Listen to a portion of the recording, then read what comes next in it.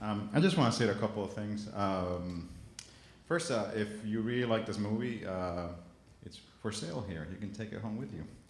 But if you don't have money, we're going to make the film available for free on May Day.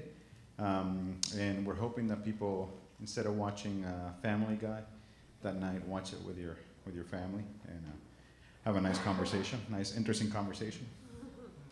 I also want to say one quick thing, which is what I was trying to do with this movie, or I should say what I was not trying to do with this movie, was to try to encompass what Derek did in about 1,000 pages of Endgame. What I wanted to do was give people a taste of his analysis, because I feel it's very timely. And once you get through the books, which are, even though they're long, they're amazingly awesome to read, you'll come to the same conclusion that the logic is rock solid, it's undeniable. So I just wanted to read you a little paragraph, and then we'll do Q&A.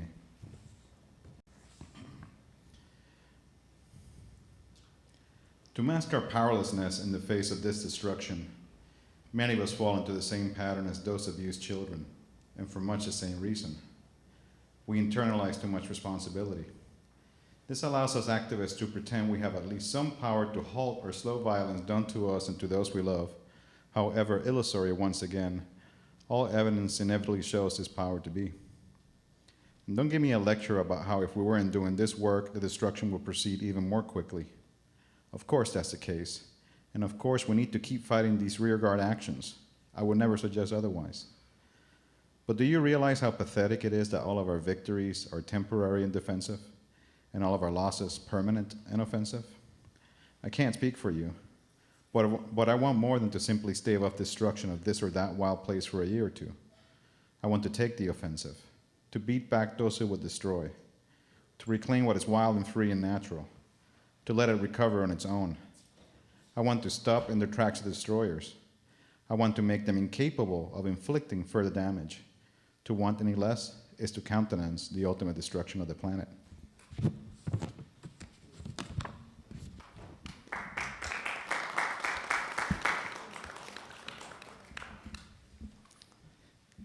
So we're going to move into the Q&A portion of this. If you'd like to ask a question, we'd ask that you use the microphone up here as I am demonstrating. And so we can have the recording. And I guess I'd like to ask Frank, you have a lot of amazing footage. Where does it all come from? I shot it all myself. I've been appropriating footage for over 15 years now, so I'm really comfortable with that idea of taking intellectual property and repurposing it. And so YouTube has become an amazing source of high definition footage as of recently. So a lot of it came from YouTube, DVD, archive.org, but I also shot a whole bunch of it myself. So a lot of it also came from, well, I can't even say. This is being recorded, right? Yeah. Okay. Well, I just want to say how honored we are to have you here. You're really our hero. And you became our hero when the simulator struck Troy and did a report on the sanctuary. That's right. And I was just thinking if you could talk a little bit about, as part of radical resistance, what it means to have a space like the sanctuary. It's unbelievably needed. I live in a fairly big city, and we don't have a space like this. And it's a constant struggle for us to find spaces to do screenings, workshops, and the city is extremely expensive. So we're always relying on the anarchist bookstore, which has a packed schedule because there's such a lack of space. The anarchist space that we have in Vancouver right now has been under attack by the city and is closed for the time being. And and I can't say it enough. There's equipment here. There's a kitchen. There's a dining room. There's a TV production studio. It's a beautiful venue with a nice projection screen. I mean, this is a gift, and you can't even mess with the name, but I think this is a great model for other cities to sort of look into it. I mean, I understand that the real estate here is a lot cheaper than in a lot of places, but that's no excuse, right? I mean, I think, like in Canada, we have more, the media is more concentrated in Canada than it is here in the States, and you know, me and my crew are doing our part in Vancouver, but you know, we're doing it virtually without a space. You know, we have a website which is the Vancouver Media Co-op, but you know, there's no central meeting space. You know, and I think that I appreciate that this place exists, and it lives in my imagination. Like one day in Vancouver, a church. That's a really awesome segue to my job right now. And first, I want to thank you again for incredible, eye-opening, and sobering film that hopefully will be shared widely. Yeah, happy Earth Day, everybody. Yeah, happy Earth Day. It's also very ironic because it's incredibly powerful and inspiring, and also reminds me of what feels like the futility of sitting in this space right now and not taking immediate action. I just want to say that this is an incredible space and really powered by all volunteers, and it is a gift, but it's not a free gift. And so I'm just going to pass the jar around again tonight. We did not do a great job of collecting at the door tonight, and so we're just asking folks so we can cover basic costs to contribute what you can and what you will tonight. So I'm going to pass this around. Thank everybody doing that.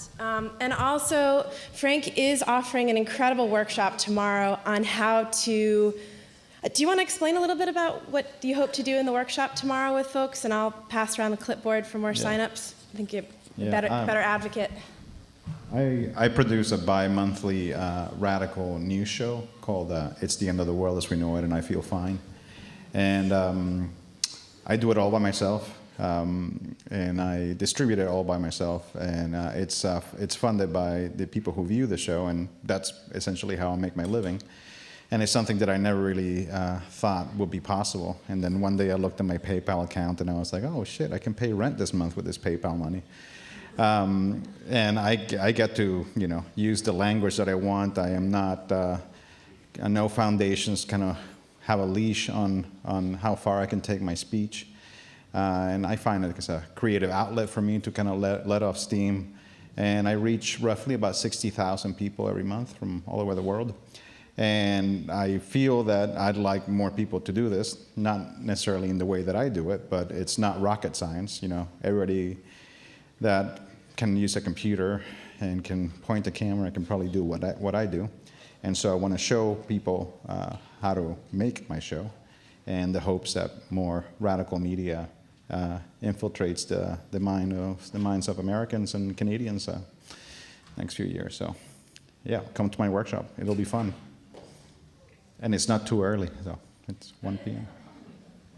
Yeah.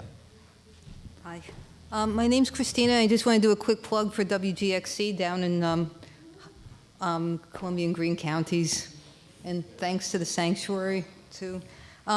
Anyway, my question is, because I want to get this clear from your film, is that one of the points that I thought that was really important that kept people from really going the full, I think the whole film had the impact of going the full gamut of saying, this is it, we're at, you know, there's no fooling around, there's no plastering this over, it's just, so, but the thing is that I think that people still think that alternative energies, I keep hearing this, that somehow we're going to solar power our way through this, or we're going to just put enough money and material into alternative wind and all this, and somehow that's going to fix everything.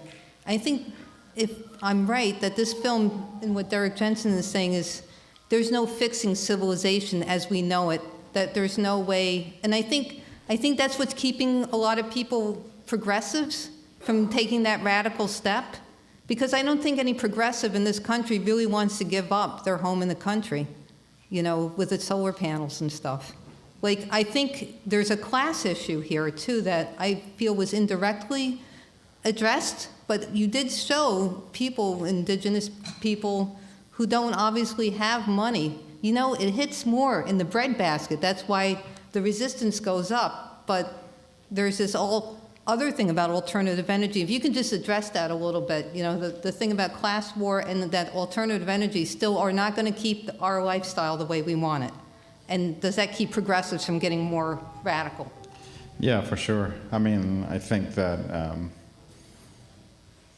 greenwashing has been really effective, and our entire, I mean, you all had, one of the biggest like thinkers in the whole peak oil movement here a couple of weeks ago, and Jim Kunstler will tell you, and as he said in the film, our entire infrastructure is built on oil. To retrofit that to solar, it's just not going to happen. We're deluding ourselves. I am not a person who sort of likes to promote electoral politics. It's not something that I do. I do have a soft spot in my heart for Van Jones, but I just heard him at the Power Shift conference, and he just kind of kept pushing this whole idea of solar, and to me it's a red herring. I mean, ultimately, what it comes down to is like I'm glad that we're having this energy crisis. Even the most liberal of folks that are talking about climate change, for instance, Al Gore, gives us a 39-year timeline to bring this whole system down to zero emissions. That means like the end of the oil economy, right?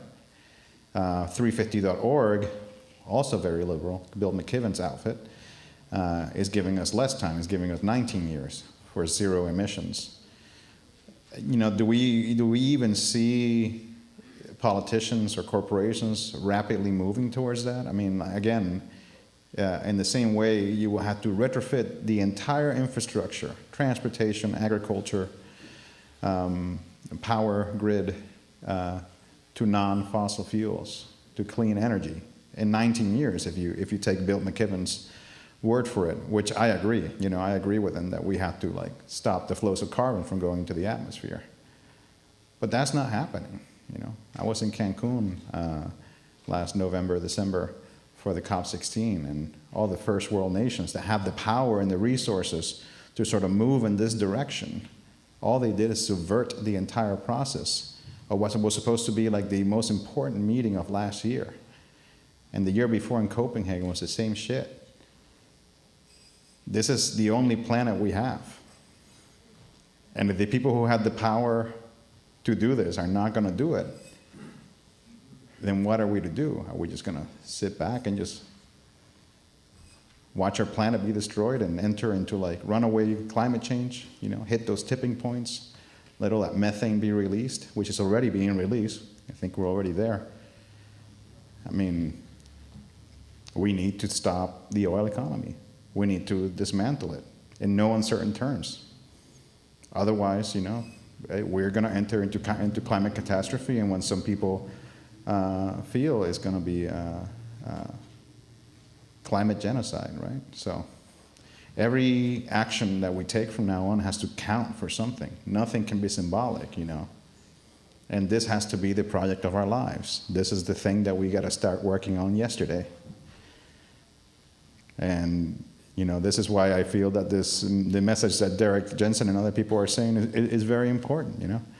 It's almost like a very complex way of looking at our entire system. But we can't just name capitalism, right? Like capitalism is part of the problem. But industrial capitalism was born out of civilization, as well as industrial socialism was born out of civilization.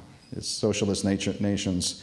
Polluted and destroyed as much as we do. So let's not kid ourselves about that, right? Yeah. I was wondering if you could talk a bit about really creating a community that would be able to take action in the face of green scare and in the face of, collaborators. I know back home from where I'm from, charges have just come out against people for actions taken 10 years ago. Where's that at? Where? Yeah. Michigan. Okay. And it is based on the word of someone that collaborated with the feds and even gave up his wife and the mother of his 2 children.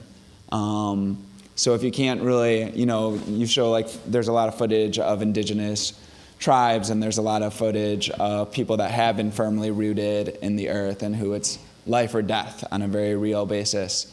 But for folks who weren't necessarily raised in that, is it really feasible to create a trusting community around those sorts of things? Or is that something that maybe it's best joining the struggle of people that have been firmly rooted in the ecology? Yeah. I think that our biggest problem right now is naming our enemy, right? And sometimes when people have a clear enemy, they can unify around it and have loyalty with each other because they just really want to defeat this enemy.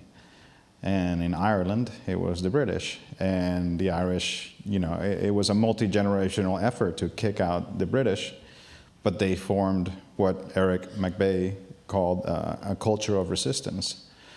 So, when you think about American culture, think about like everything that makes our culture, right? Like, it's almost like the air we breathe. We can't really say like, oh, this is American culture, right?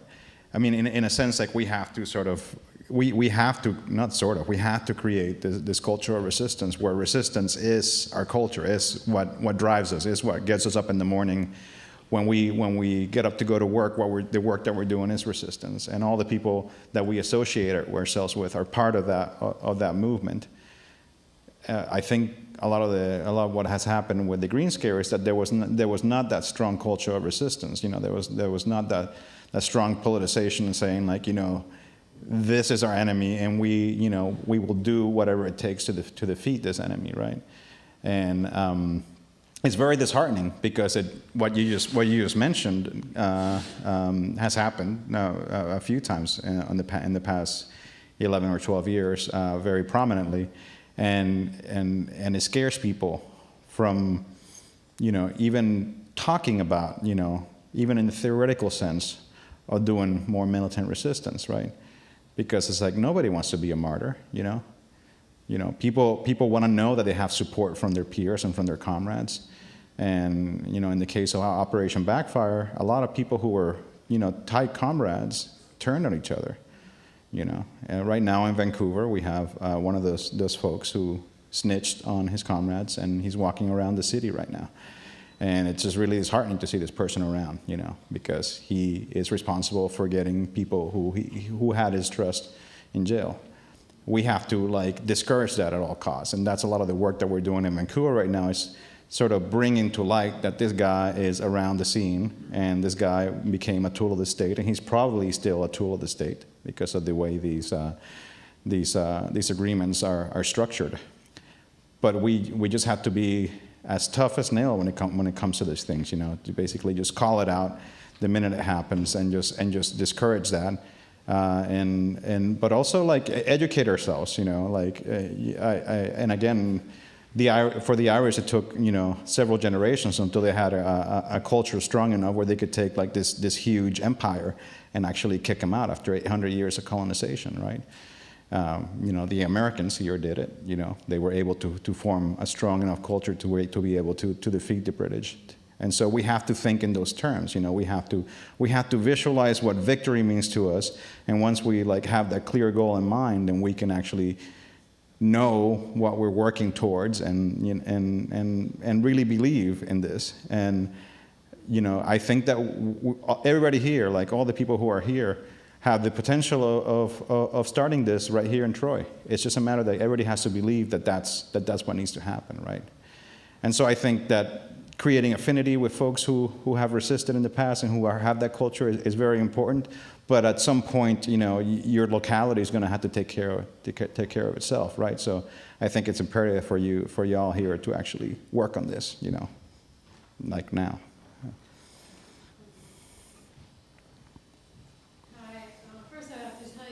I'm a filmmaker myself, so I really understand the work that went into that. I respect a lot of it. It was very very strong. I also have to tell you that I really disagree with your position on violence and nonviolence. It's way too broad without an analysis. The situation with Gandhi is that to portray him as some sort of collaborator with the British is just offensive to me. I mean, and he was not passive. His whole concept of satyagraha, which is direct, positive force of action, was in no way construed as a kind of laying down in the face of something. I mean, I think you have, and also I think you have to be careful about what violence and nonviolence is, and a real understanding of it historically, what it is. And in this society, particularly what we live in now, I think it's very important to understand what nonviolence and violence is. To say that you want to fight violence with force is fitting right into the corporate message. War is good. Fight weapons with weapons. I do not believe that is the answer. I believe it is a very tricky question and should be thought about with a lot of history and a lot of depth and a lot of information about who Gandhi was. Yeah, sure. And the other thing I want to say is that I think you threw in this Jewish thing also, kind of in a very weird way. I mean, there is a lot of history to the Jews that is not taken into consideration in terms of the Holocaust, in terms of their own violence towards each other, and whether or not they were passive in the face of the situation in Germany is another issue which has to be looked at not in a broad way, but in a very careful way. So, okay. The folks that I interviewed regarding Gandhi are folks who have written books about it and have done tremendous research about it. But the point of the section about Gandhi and Martin Luther King was not to sort of put down their efforts. It was more to make the point that out here in North America, the other side of the resistance doesn't get an equal spotlight, that history gets pushed aside. And as you say, the history is much more deeper than that. And so while Gandhi was fighting nonviolently, there were other folks who were doing militant action, and we hardly hear about it. Here in the West, we hardly hear about Bhagat Singh. And that's a travesty, because it's a dishonor to his bravery and the bravery of his comrades who fought, again, the British, a huge empire. Same here in the US, you had a lot of black militants who were part of the civil rights struggle who put a lot of pressure on the system. And so the issue here is not to say that nonviolence doesn't work. Nonviolence can work. It can totally work under the right circumstances. But at the point that we're at right now, and what's at stake, and I can't mince words, this is the future of the planet, we can't discount any tactic. The woman from the Mohawks, from the section about Oka, said the thing that just basically sums up what I'm trying to say in the film better than anybody. We treat these trees in the land like our mother. These people are raping our mother. What would you do if they rape your mother? I tell you what I do. I kill that motherfucker. And so right now, this is what's happening. Our mother is not just being raped, it's being murdered. And we're standing by watching our mother being murdered. And the tactics that have been used by the modern environmental movement have failed. And now we're in a climate catastrophe. And if you don't want to fight militantly, nobody's going to judge you on that. But we need to support those who would choose to fight militantly. I always like to bring up the movement for the emancipation of the Niger Delta, which I wanted to include in the film, but it's just like it's a very large subject. You want to talk about a complex history. Ken Saro-Wiwa and his folks fought nonviolently for years to stop Shell and these other oil corporations from destroying the largest wetlands in Africa. They go through the equivalent of the spill in the Gulf that happened this year every month in terms of pollution. And what did the oil corporations do in collusion with the Nigerian government? They hung Ken Saro-Wiwa. What are these people to do? Who are we to tell them that they can't pick up a gun and start blowing shit up over there, you know? And they have successfully reduced the oil output of the Niger Delta by 30%. I mean, they're fighting against a formidable enemy. So the question, you know, gets put back to us here in New York. You guys have this issue coming up with hydraulic fracturing. By all means, use all the nonviolent tactics that you have at your disposal. Use all the legalistic tactics that you have at your disposal. Put all that pressure and try to stop this before it even starts. You know, you don't want your water to be polluted. And also, like it just came out, Cornell University research paper a couple of weeks ago that hydraulic fracturing it adds a huge amount of greenhouse gases into the atmosphere. But the question is, if all your tactics fail, and I hope they don't fail, and the project goes through, how much do you value the land? What are you willing to do to make sure that you have clean water for your children and for your grandchildren? And if it goes through, are you all just gonna let it happen? Are you just gonna watch and let it happen? And so these are the questions that we gotta ask ourselves. And this is happening all over the place. Tar sands are gonna be developed in Utah. I'm sure a lot of people didn't hear about it because the news didn't do a big deal out of it. There's a shale that's going to be extracted in Colorado and in other parts of the United States. I mean, I think all the tools in the toolbox have to be available. That's all I'm saying. As I look at the heroes back there in the wall. Hi. I want to thank you for your provocation. And I agree with a lot of what came through with the film and a lot of criticism of current environmental movements and their co-optation. I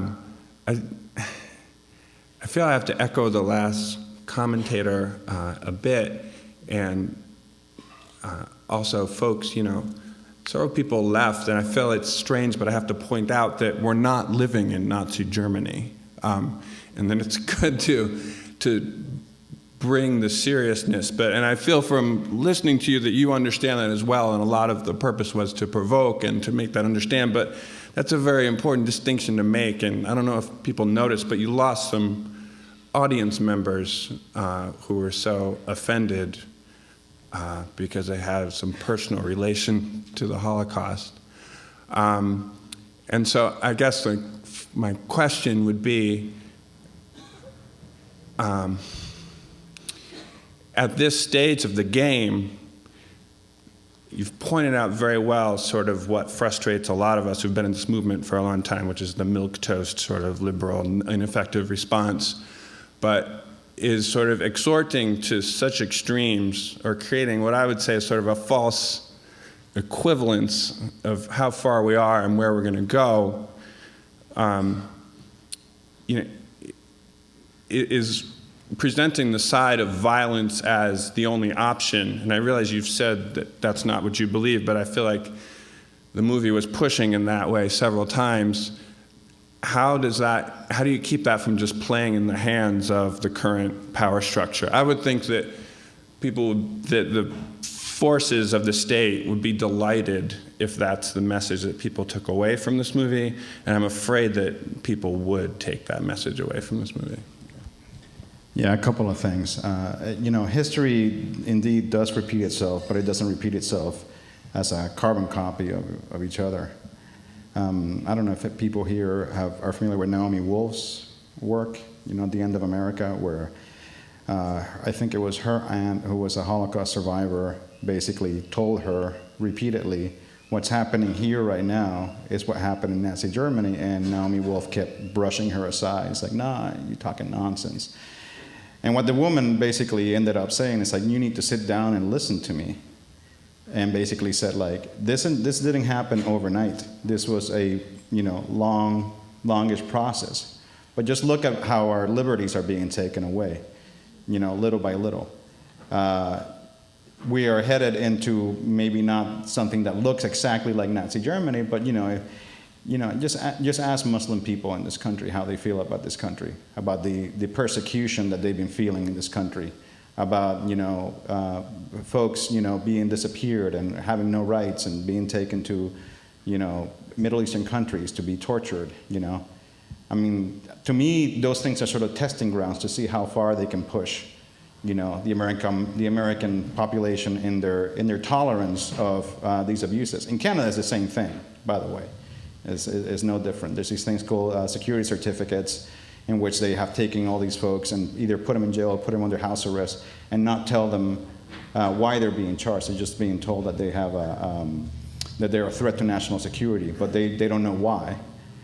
And the thing that all these folks have in common is that they're all Middle Easterners and they're all Muslim. So it just depends on how you look at it. We're not in a Holocaust scenario right now, but the potentiality for that is certainly there.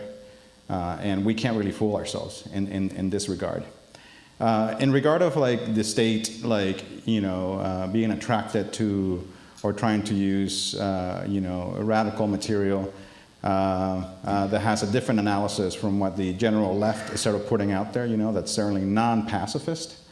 I mean, there's many folks in this country who are equally persecuted for doing their pacifist work. So I don't think the state really makes a huge distinction as to who it wants to target. Just look at the raids that happened last year in Chicago and in Minneapolis. These were peace activists.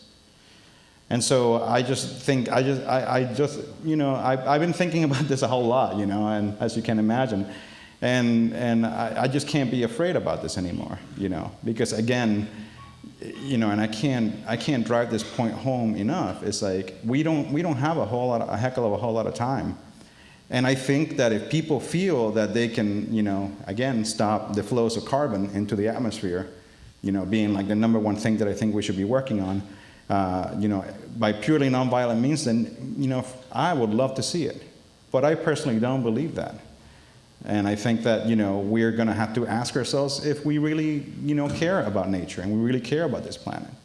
You go to places in the third world and people are resisting and people get this, There's, the whole conversation about violence versus nonviolence is a conversation that many communities around the world have had ad nauseum. We don't even have it here. We haven't even begun to sort of discuss this thing, this whole conversation. And more than just to say like that I am promoting violence, it's like I want folks to have an honest conversation with each other. And again, I'll bring it back to the hydrofracking. Are you all going to wait until it actually happens before you start to have that conversation, or you want to have the conversation now? So that actually, if it does happen, at least you have some sort of, you're a little bit ahead of the game and say like, okay, well, this is how far I'm willing to go to protect the land and the water in New York State.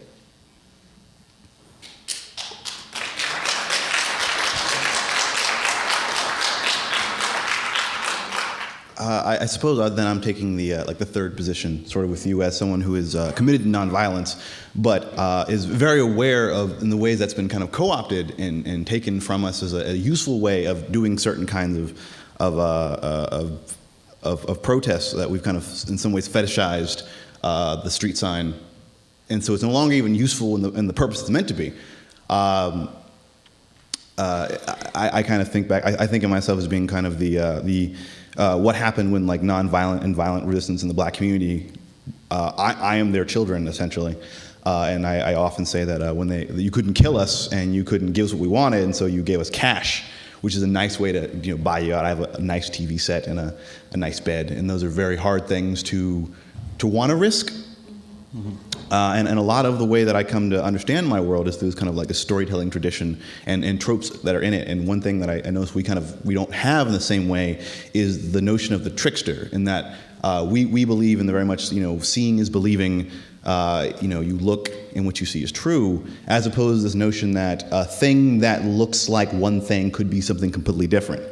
I look up at the sun in this huge burning ball of energy that's supposed to power everything and make everything perfect, get us off the planet essentially one day, and have limitless energy. The universe itself could be ours, but without that notion of that, well, maybe the way we're looking at this thing is wrong, that we're kind of left to think that, well, we'll expend enough resources that we can get that. And once we have that, all our problems are solved, in that sort of like, well, if I just, drive my car as far as I can, eventually I'll get to the gas station with the $2, $3, $1 gas, and everything will work out. And so my question really is about, how do we reconcile these two facts, that in one sense we have this very clear picture about what could be, and it sucks. But on the other hand, we're kind of paralyzed by this fact that we don't, what needs to be done is not always apparent. I feel like a lot of our tension tonight has been that you've proposed that violence is a part of this larger picture of talking about, okay, well, what will it take? And that it doesn't look like what we think it looks like. How do we continue at least that part of the conversation? If we're gonna throw violence off the table altogether, how do we continue the conversation of, okay, well, if what we did last year didn't work, and we don't know what to do, where do we go from here? How do we continue that conversation? I mean, it sounds pretty obvious, but just by continuing it, yeah. I mean, in the face of so many things that initially will derail that conversation. So, for example, we're talking about, that violence is not the one single true tactic, but as part of this, pantheon of tactics that we have to employ. How do we continue to talk about things when, in many ways, I especially have been, I'm part of the person who, the second we begin talking about violence, the conversation's over. And the conversation can't stop there, because then you're kind of left with this, either you do violence or you don't do violence, and I think that that's not as productive. Yeah. No, I mean, I think the first thing is that the whole issue of nonviolence is just extremely dogmatic in activist circles. And again, it's, have a real honest conversations among yourselves in a theoretical realm. Sit around the table and say, like, we're not proposing anything real right now. We're just going to talk in the theoretical. Can we just explore the issue of violence, or, maybe sabotage, which I don't believe to be violence, or destruction of property? But it can't become a pissing contest. People have to be honest. And I think that's really like the problem when this conversation comes up. Like, people just say, like, nah, I don't even want to discuss it. And it's like, well, all we're doing is talking about it. What are you afraid of? What are people afraid of just talking about this? And what blows my mind about this whole thing, and I feel very conflicted when using the example of the American Revolution, because of what this whole experiment has become. But it's a very amazing example, because we celebrate it in this country. We celebrate the heroes of the American Revolution who fought violently against the Brits. But the first, if you look at the history, the first people who sort of like were really pissed off were not really even super organized. They were just mad as hell, and they were just sick of having those loyalists in their town, kind of like, flaunting their connection to the crown, while the crown was really fucking with the people who came here to seek a better life or whatnot. And so what they do, they would tar and feather them. They would burn down their houses. They were completely terrorized as people who they saw the enemy. And those are the heroes that sort of started this whole thing, and we celebrate them, like, you know, every 4th of July, and it's, you know, and museums and the Smithsonian and whatnot. And what I have a lot of problems understanding is that, you know, we celebrate these things in the name of like nationalism and patriotism. You know, what the hell is that? Those are concepts. Those things are not real. The earth is real. Air is real. Water is real. These things are the things that give us life. And when there's folks out there who are willing to take similar steps, you know, and now I'm not even talking about violence, I'm just talking about destruction of property. People go apeshit and start denouncing them, you know, just falling over themselves. And they're doing like tremendously courageous things to make huge statements, you know, and sometimes to actually do material damage to these corporations that are destroying the planet. And so, I just think it comes to like honesty, but it also comes to like how disconnected we are from reality, you know? We'll watch the news about global warming. We'll watch the news, like, you know, the whole thing, even though it has nothing to do with global warming, but it's still like a destructive thing that happened in Japan. It's already like off the top of the news, you know? And radiation is hitting my city right now in Vancouver. I'm fucking pissed about that, you know? And it's like, we see these things and we go back to work the next day as there's nothing happening. Meanwhile, the whole atmosphere is going into chaos, you know? And so again, I think that we really have to honestly look at our situation and just see what it is that we need to do as a community to actually make this happen. And the only thing I can think of is building a culture of resistance, you know, making that real. Not like think like, oh, you know, this kind of sort of lives in our imagination, maybe one day in the future. No, this has to start like tomorrow. And one of the ways in which I sort of encourage folks to take first steps to do this is, one, by having honest conversations, but two, by figuring out a way to pool resources amongst each other, to pull that surplus that some of us have, to live together, to figure out ways to extract yourselves from the job market, to create more time in your life to actually work and talk about these things. And by doing those small actions like that, you know, just coming together, we realize our humanity. We start to understand once again what it means to talk to each other and to relate to each other and not to be so damn isolated, and to start to really understand our power. And, you know, I think that, you know, New York State has a great test ahead of y'all, you know? This hydrofracking thing is like no joke, you know? I'm sure everybody here has to watch Gasland. That's some scary ass shit. And I hope that you'll do what needs to be done to stop it. Thank you. Can we get some water? And can we do, how many more questions are there? 1, 2, 3, 4. Okay. Yeah, so can we just do 4 more? I'm pretty tired. Thank you. No, I'm good. Sorry. Well, I've had I've been involved in activism for a little bit, and luckily I've been with organizations who, you know, they're not pushing like super radical things, but kind of pretty common sense issues, and luckily they haven't been the type to really, you know, compromise and like back away from what they really think needs to be done. And, you know, people think of the word compromise as like some kind of mutual beneficial understanding to like both sides can come about to an agreement where everybody's happy. They don't think of kind of the other side of that where it's like compromise is like your integrity has been eroded, you know. And what's kind of touched on this movie, I didn't know about Greenpeace, but I've known about others with in the last year. Not only during the BP oil spill, it took a long time for the environmental movement to kind of get on board with like, oh, this is pretty fucked up, because they were about to sell everybody out to allow more offshore drilling. But also the behind the scenes that actually ended up killing the really shitty climate bill that was being touted as the solution, like Environmental Defense Fund, don't give money to them if they ask you. You know, Sierra Club, don't give money to them if they ask you. How do we really shine the spotlight on them and kind of, I don't want to,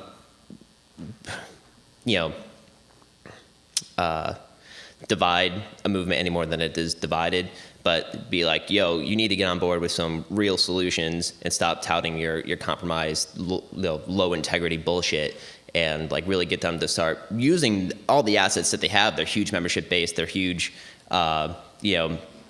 endowments and funding sources to like really push for something that we need. And maybe it's not the continuation of industrialization, but it's like kind of like maybe talk to ourselves to be like, this is what we need to have not everybody die, like this can ease us into something where we kind of gradually get on board with what's right, and so that way we're not just like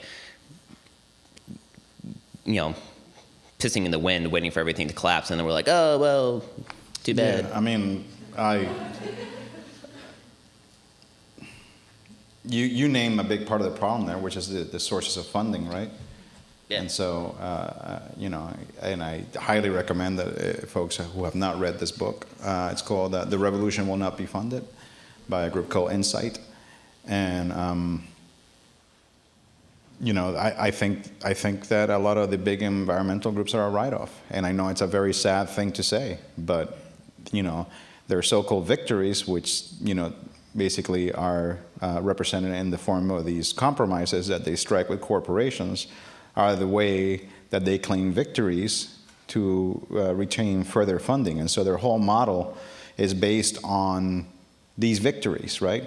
And I think, Greenpeace, for example, does a lot of great informational work, but the Canadian Boreal Forest Agreement, and I really suggest folks who look deep into this one, because this agreement is being used as a model for an agreement on the tar sands and maybe an agreement on climate change globally.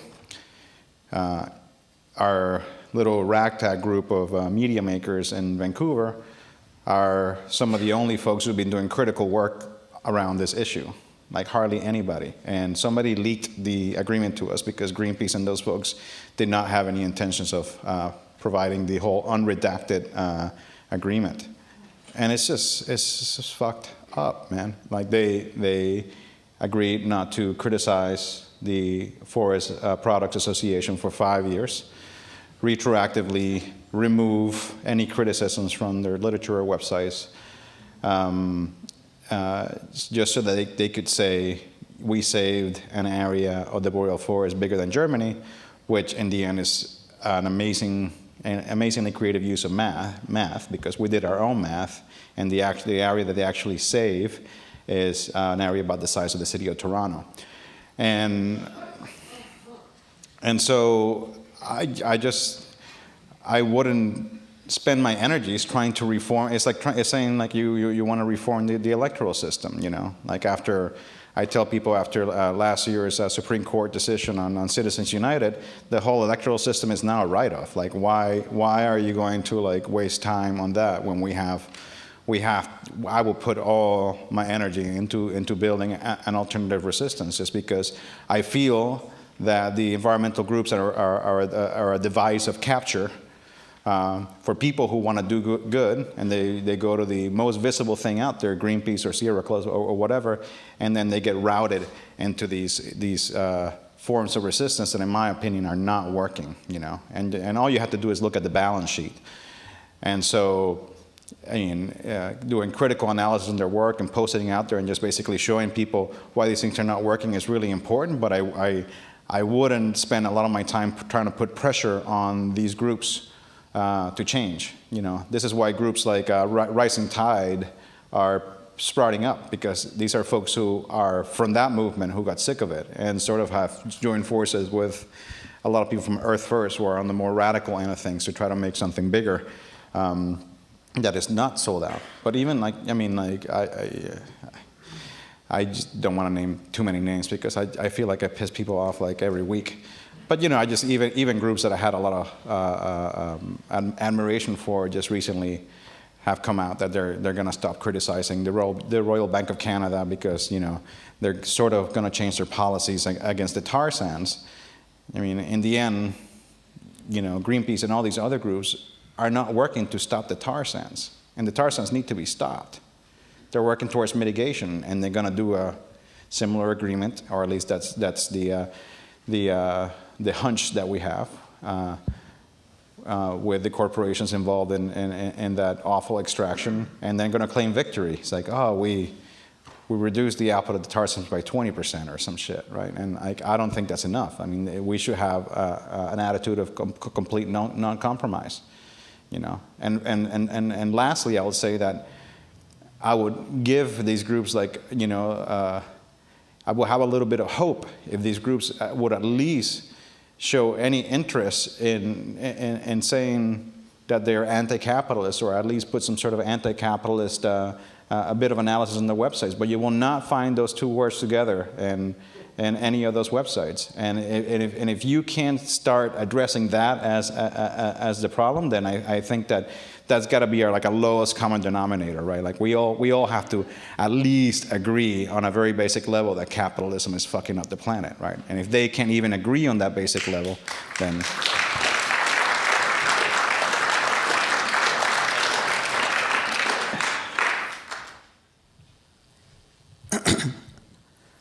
Hi, I want to thank you for your movie. I really enjoyed it, and I thought you made some very, very important points that I don't see very often in the corporate mainstream media, especially when it comes to what you were just talking about with these basically corporate-owned so-called environmental organizations that really just do PR for the industry, essentially.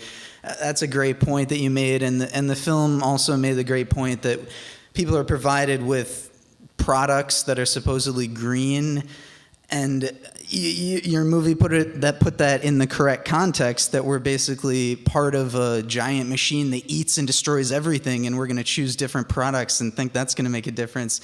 It seems to me, I just want to briefly make the point that we get comfortable lives like me. I have a relatively comfortable life, and I have not done much for the planet in my life. And it's easy for people like me to just sort of drift through life and not experience violence directly, and not experience environmental devastation directly in a practical way or a personal way. So it's easy for us to just say that it's no big deal and that violence isn't necessary. But really, it is like our basic materials of life are being taken away. The future generations are going to be very upset with us. So I think we are definitely at a point where we need to use whatever tactics are necessary. Derek Jensen also says, if a river could take human form, what would it do? That's a good question. If we're destroying the river, if the river could take human form, what would it do? It would probably blow up the things that are destroying it. So I think you made a lot of great points, and I think you're very brave with your film, so thank you. Yeah. One of the metaphors that I like to use, and I wish things were this simple in our current situation, but if you own a house and you see somebody with a bulldozer coming straight for your house, and you can run up to him and say, hey, can you please stop, and they don't stop, then, you know, are you just gonna let them run over your house, right? And I think that it's a really good metaphor to what we're facing right now, because the bulldozer is just heading full force towards our house, and, you know, reasoning has not worked to stop the driver. So, I've read Derek. I've read Ward Churchill's Pacifism is Pathology. I agree that we have to use whatever means necessary to stop this thing. My problem with Derek, and I spent a weekend with him, I've talked about this stuff and so forth, is I don't understand how, at this juncture, particularly with the control of the media being what it is, how we can effectively use violence. I don't want people just giving up their life. I've spent 2 years in prison. I know what it's like. I don't want to see kids trying to do things that are just stupid and ineffective. How do we get an effective force? That's one thing. But the bigger thing I'm interested in is, if we're talking about bringing down civilization, which I agree has to be brought down, then we're talking about what Jimmy Kunstler talks about, a contraction of an economy, that we have to look at living our own lives differently. So that seems to me is a big part of this resistance, is to start looking at how are we going to redesign lives. That's part of the resistance. That's what we try to do in our work. We have a place on a smaller scale in Utica like this, where we try to present ideas and promote conversations and so forth. But I'm looking to get people to resist the corporations by taking their fucking money out of them, by not supporting all of the big, and it's very hard to do, I mean, because we're all entrenched in the damn thing. It's hard, just like, we're part of it. We're part of the bulldozer. That's the problem. So, I mean, I applaud the alternative media idea because we need to get other voices into the conversation so we get a critical mass of people. But you can't do resistance with a handful of people. I mean, I'm talking about underground type violent resistance. Yeah, for sure. There's no real way to, counteract the mainstream media in a way that we're going to reach the same amount of people that they do, because we just don't have the resources, and that's the reality, and that's a really hard reality that we have to get, well, maybe not comfortable with, but we have to face.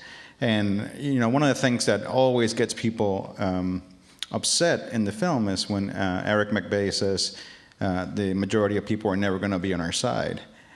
I believe that. I truly believe that. I see a lot of head nodding. Awesome. And so I understand that our movement is not going to be like this glorious thing that we like to imagine. Like millions of people just fighting and with flags or what the fuck ever. But I keep coming back to this whole idea of cultural resistance. I wouldn't encourage anybody to do things in isolation and to do stupid things, as you mentioned, without having a community behind them. And I think this was, again, I'll come back to the Green Scare. This was a lot of the problems that happened during Operation Backfire, which I don't want to get too much into, but people can Google Operation Backfire and the Green Scare. I think the website is called Green is the New Red, kind of making a connection to the McCarthy era.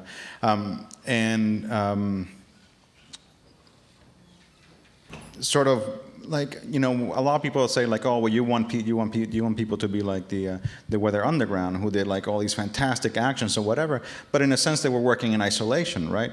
They were not working with a larger community behind them. In Vancouver, we had a militant group that did some awesome actions too, mostly sabotage, called Direct Action, and they were also working in isolation, right?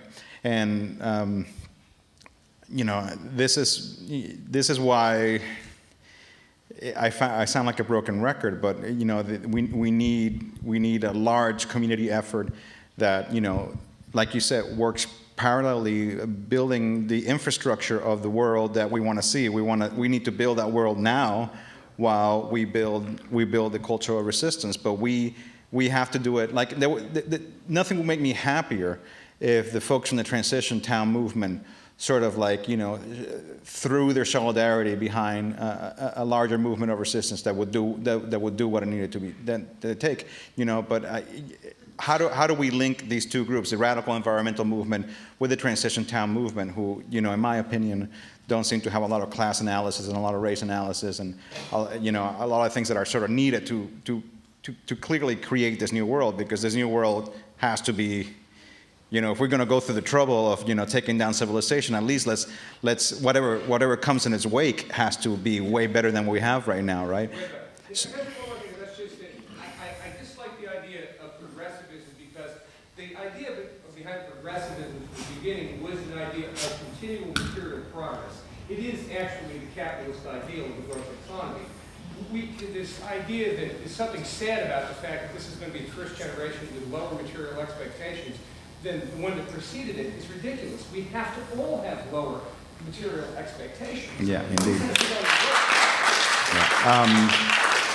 I'll just add a quick point to that, which is one of probably the leading peak oil guru out there, Richard Heinberg, wrote an amazing essay about primitivism, and he basically echoes what a lot of anthropologists have been telling us about primitive people.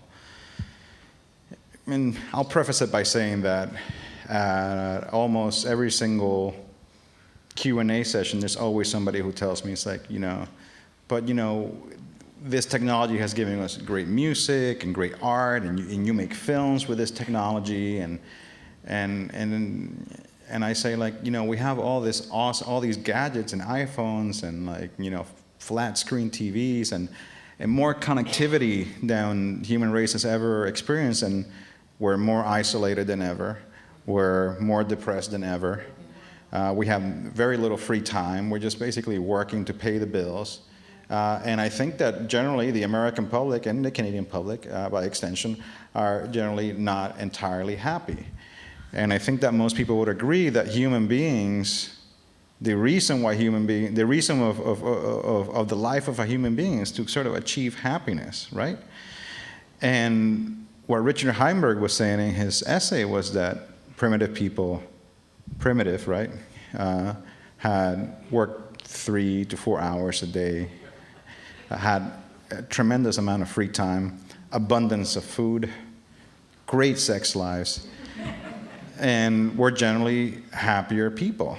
And so we got to ask ourselves, if happiness is what we want and all this shit is not giving us happiness, then what's so bad about being primitive? You know, what's so bad about scaling back, powering down, you know, trimming down all of this crap, you know?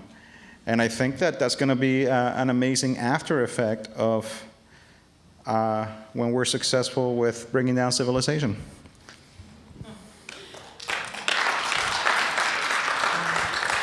On that note, I just want to say and I know there's a lot of young people in the audience, and I think it's really important not to go into the depths of despair and to resort to violence, but to use your creative intelligence.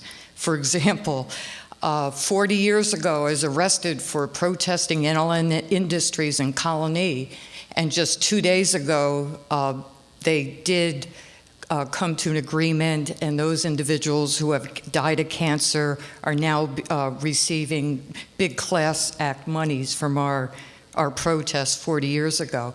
30 years ago, I was worked for the Love Canal Project, and we brought down Hooker Chemical.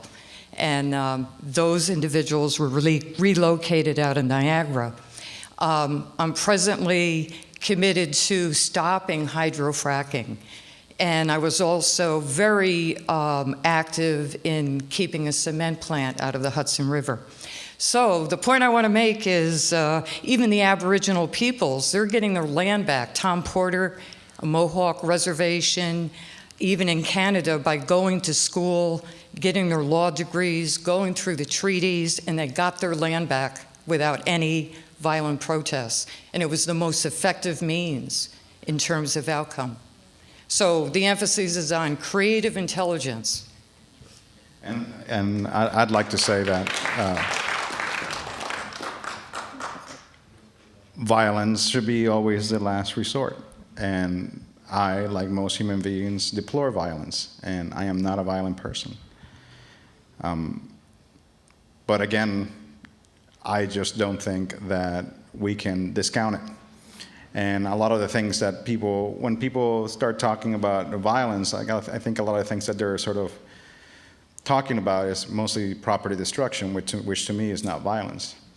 But I'll just give you one last example, and I think that the example of Oka and Ganasatagi it's amazing to me, not only because those pines that those folks defended are still standing, but because those folks exhausted all the pacifist and legal means.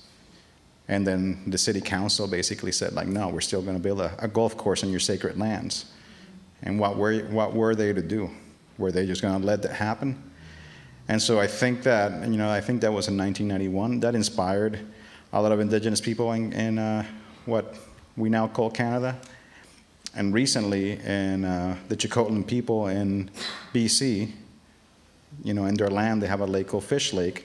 And you can only imagine what people go there to do, right?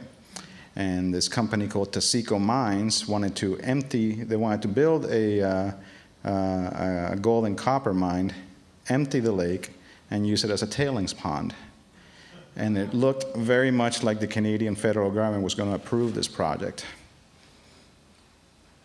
And the elders went to the elected chief, and they told her, you go and tell the media that if they approve this project, we're coming out with shotguns. And I think, in my opinion, the memory of Oka is still very fresh in the Canadian imagination. And I think that Prime Minister Harper did not want to have another Oka on his watch, and the project did not get approved. So, you know, even the threat of militancy without even having to fire a shot or even come out can be a deterrent. Just by you telling them, I'm willing to die for this land. This is my land, and I'm not going to let you destroy it. And so with that said, I'll say thank you very much.